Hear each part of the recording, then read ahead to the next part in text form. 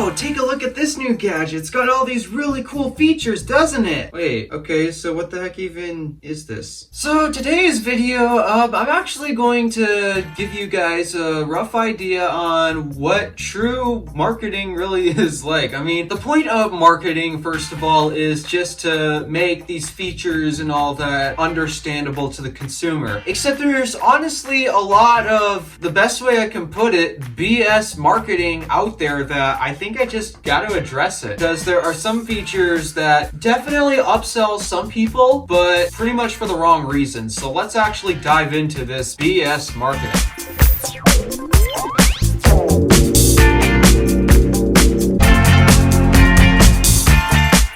First thing we're actually going to talk about in terms of BS marketing is this category called product naming and generation skews. It should be easy to tell the difference between this and that, except for some reason companies are not choosing to use the simple generation system and is just confusing consumers. So let's talk about it. First of all, Sony's naming scheme. Their naming scheme sucks. The car industry is also notorious for this as well because it doesn't make as much sense. They make a little more sense, but not nearly as much. The tech space with this alphanumeric product naming thing, it's not good. It honestly isn't. And Sony is pretty much the king of bad names. I mean, you think Apple comes up with bad names like M1 Max? This company can't even figure out how to explain which device is the latest and greatest. I think that might be a reason why they're having a hard time selling their phones. It's because, well, we can't tell which is the new one. Your naming scheme sucks. And then the next thing I'm actually going to talk about is this generation improvements. Next thing we're actually going to talk about is a few different standards that you might not necessarily be as familiar with, but they definitely do make a noticeable difference. Like I said, the devil's in the details. It may seem small at first, but you'll notice it once you use it. We're going to talk about these little things that you might not necessarily know or understand, but can definitely affect your usage. Wi-Fi. Wi-Fi, unfortunately, is going on a very bad naming scheme. I mean, it used to make sense. Like, we've had Wi-Fi, well, first gen, second, third, fourth, fifth, sixth. We're currently on 6E, which makes no sense because we're currently on 6E, Wi-Fi 6E after Wi-Fi 6. What does the E stand for? I have no idea. And then we're supposed to get a new version of Wi-Fi 6 at some point called Wi-Fi 6 Release 2. Like, that makes any sense. Why can't we have the traditional Wi-Fi 7, Wi-Fi 8, just so that way, I don't know, we can tell which one is the newer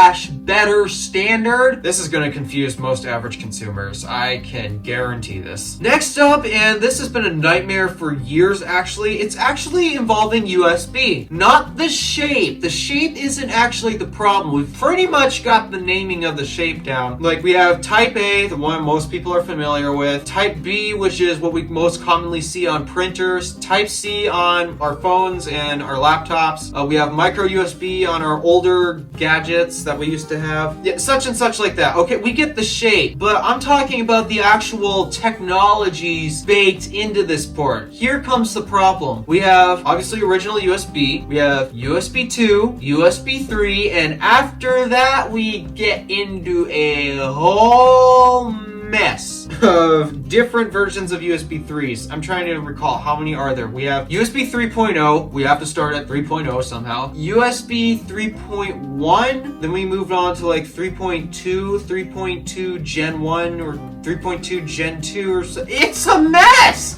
See? They all come with different feature sets and bandwidth and such. Oh, and then we have to have a separate one for USB 310 gig because USB 3 has about 5 gigabits of bandwidth. There's a 10 gig version, but none of those USB 3.0, 3.1, Gen 1, Gen 2, such and such like that actually specify which one is 10 gig. You literally have to call out USB 3 10 gig. It's such a nightmare and it is so confusing to the average consumer. Then again, why don't we just move on to USB 4 or Thunderbolt with Type C? Problem solved. Oh wait, that makes too much sense. We can't do something like that.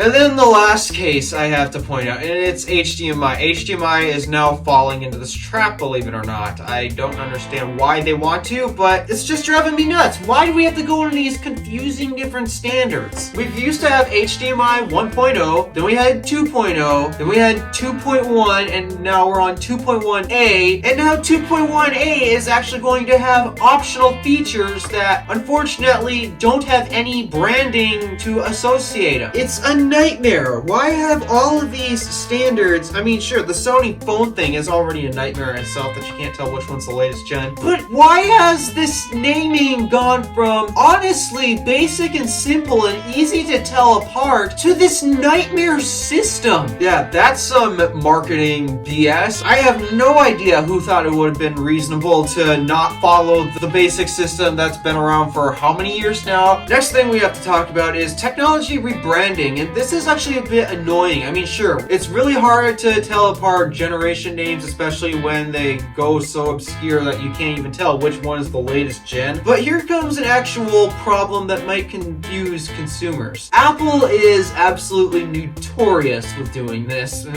it's primarily because, well, hey, look, different! We need to copy people's technologies, and no, it's not just Apple, it's everywhere in the tech industry, but still, technology rebranding. And I'm going to list you some Apple examples. For example, liquid retina display. No, your display is not liquid, it is quite literally a solid panel, so I don't know why they have to do that, but it basically means LCD. It's an LCD panel that's high resolution. It's an LCD panel with high pixel density. Super retina display, what could that possibly mean? It means OLED, basically. Seriously, why can't we just call some of these technologies things that most people would be able to understand, like OLED panels? Not only does this phone have it, but also this phone, we can compare stuff. Oh wait, yeah, we have to make the iPhone incomparable, so let's use different names that other companies don't use. Oh yeah, XDR, HDR, they're literally the same thing. We all know it's HDR. Why can't they just use the same thing so that way we know, oh, okay, it supports HDR versus XDR. What the blank does that mean? Here comes some very infuriating ones, if I'm being honest. And this category is vague descriptions of features, okay? We've had generation naming problems, we have technology branding problems. This one is honestly quite annoying to me and infuriating every single time I see it. The first one that I'm going to bring up, and it infuriates me a lot, and you'll understand why in a sec, is fast charging. What exactly is fast charging? Because we actually can apply a measurable value. For the longest time, Apple has shipped with 5-watt charger bricks, which, well, evidently those are slow chargers, but supposedly 10-watt or 15 or 12 or 18-watt is fast charging. But wait, we have charging bricks that can charge phones up to what was it that Oppo tried to do? 240 watts? Why? That's honestly kind of dangerous. So 5 watts is slow charging, but 15 watts isn't, when we can also charge things evidently up to 240 watts. This infuriates me so much because if you actually put this on a number line or a scale, that pretty much means most chargers out there come with fast charging. Seriously, this is why this infuriates me so much, because fast charging ranges from evidently 15 watts to 240, when nope, anything below 15 that's slow. That's such a massive range that fast charging feature, honestly, it's BS. And speaking of charging, and more specifically batteries, all day battery life. Does the phone actually last 24 hours? No, because that's most cases. If a product actually does last 24 hours, then okay, that is literally all day battery life. Except most devices, including my MacBook Pro, despite how efficient it is, not even that thing can hit the 24-hour mark in terms of just continuous run. Now sure, you might not exactly run through all of that battery because you might not use the device as much as other people, but that doesn't change the fact that if you actually do try to use it all day, which is 24 hours, it's not going to last that. So all day battery life. Do not make a purchase decision off of that feature alone. What you really should be doing is getting yourself a concrete number on how long the battery actually lasts. Don't take this this all-day battery life thing for what it is, because honestly, it's a really bad marketing thing that I really wish companies don't do, because it is very misleading. The last thing I want to talk about is actually multiple camera systems. This is something that once smartphone companies started adding more cameras to their phones, even the budget phones. You can buy a $300 budget phone and it'll supposedly come with 3 camera lenses on the back. But here's the thing, most of the time they're lying to you. Just because a phone has more cameras, that doesn't mean they're actually useful. I believe one brand was actually caught sharpieing in extra camera lenses for some odd reason. I don't know what the heck happened there, but they were caught doing that supposedly. This 3 cameras on the back, this is evidently the new standard or something. However, most of the time with those budget phones especially, okay, flagships, alright, most of the time the cameras are actually in use, but the budget phones especially, this is an annoying thing to me. Take my sister's phone for example. She has a OnePlus Nord N200, which has 3 cameras on the back, except actually there's only 1 camera on the back. The other 2 cameras are literally sensors that are pretty much useless. What's it, a monochrome and some other like depth sensor? Yeah, there's only 1 usable camera on the back. So that is not exactly something you typically want to see. You just look at the back of a phone and say, oh look, I have multiple cameras. That means I got different options. Yay! Then you actually go to use it. Where are those options? I can tell you where the options are. It's because the company is literally lying to you and is actually only including 1 camera instead of multiple. Not cool, tech companies. That's really not cool. Believe it or not, when I was on Samsung originally, my Samsung Galaxy A50, I too thought it actually had a triple camera system, except it didn't. It had a dual camera system. At least it had a dual camera system, thank God. 2 cameras were usable. The last one was a depth sensor. Useless. Whenever companies advertise multi-camera systems, you better actually check and make sure which one's an actual camera versus these little sensors that honestly do not make much of a difference. Oh, and yet they're not even, you can't even take pictures with them, so yeah, what's the point? And now we have one category left that I have to mention, and it's called useless features. And I had to make this category because there's one more BS marketing thing that I actually have to mention, except I couldn't figure out which category to actually put it in because it doesn't actually follow the problem with the generation naming scheme. It doesn't really have technology branding problems. I mean, it kind of does, but not that much. And the features, okay, sure, they're a tad vague, except they actually do a decent job marketing these different feature sets. So I actually couldn't put this one thing in any of these other categories. So I basically made one more category that this thing does have a problem with. Useless features. What is this feature? 5G. Yes, this is actually a BS marketing term.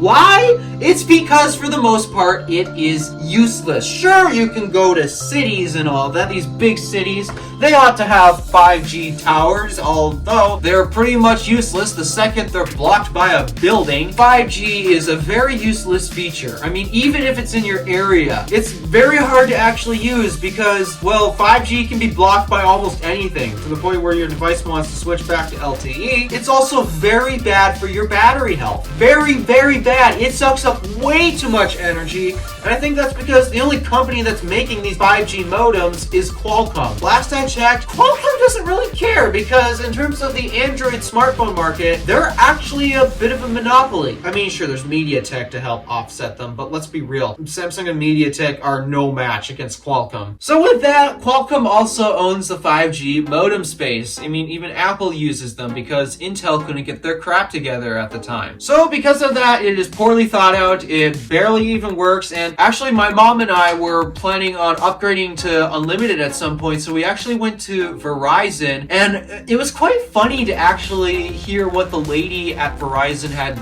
to tell us about 5G. All of our plans come with 5G, although we don't actually have a tower here to take advantage of that. She was even embarrassed to market this feature to us. She's like, yeah, it's even got the 5G. And I'm just like, and I can even tell she wasn't even enthused about it because she knows 5G is basically useless. It's just she has to market this thing because, well, that's what the carriers are pushing. The speed's the problem, guys. Yep, the speed of our cellular data is the problem. Don't matter if you have access to it or not, the speed of our cellular is the problem. Alright, so these are some basic BS marketing features that I can really think of right now. If you have any other BS marketing things you want to mention, feel free to actually comment them down in the comment section. Because I want to advise consumers today that marketing is not always your friend. And in this case, I did a pretty good job listing some bad things. Sony, figure out your smartphone naming scheme. It sucks. It sucks so bad. And all of these different standards. Can we please get back on the generation system instead of just,